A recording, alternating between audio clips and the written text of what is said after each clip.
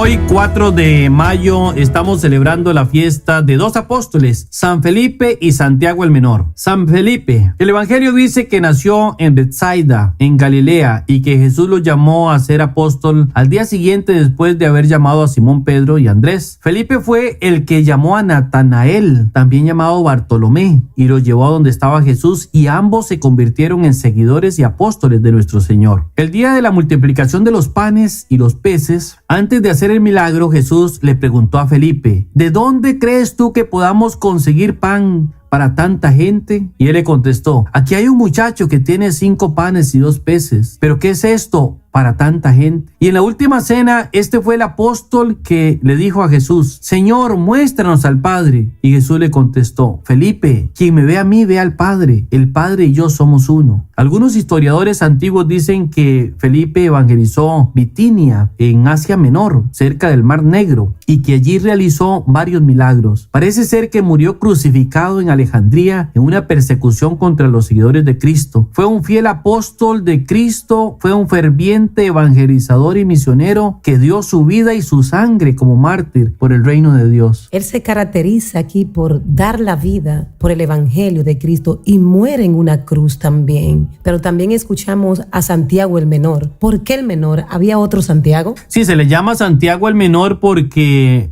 es importante diferenciarlo de Santiago el Mayor, que dicen murió martirizado poco tiempo después de la muerte de Cristo.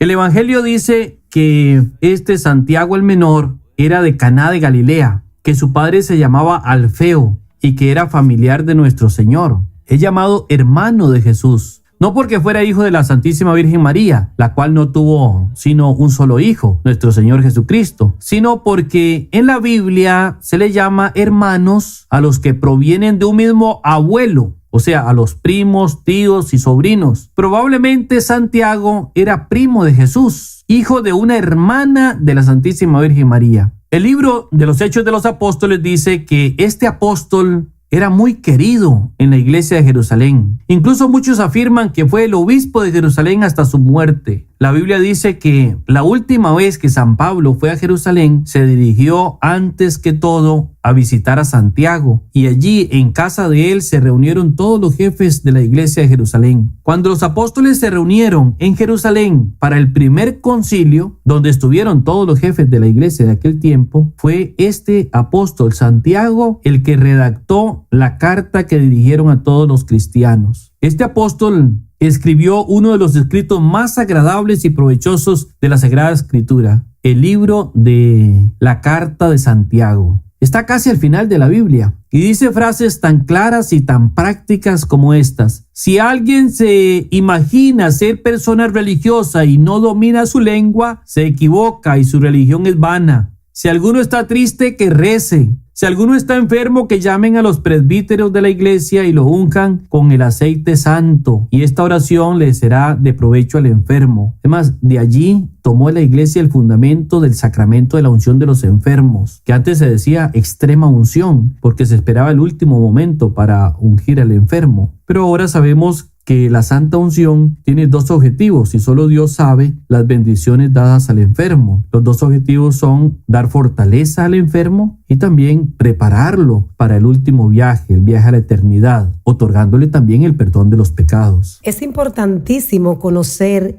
que Santiago le decían que era hermano de Jesús, pero esta aclaración de que en verdad era primo de Jesús. Entonces, hoy en día, dentro de nosotros los católicos, hay muchos que quizás se cuestionan si verdaderamente Jesús tenía más hermanos, pero hoy con esta aclaración ya no hay más dudas.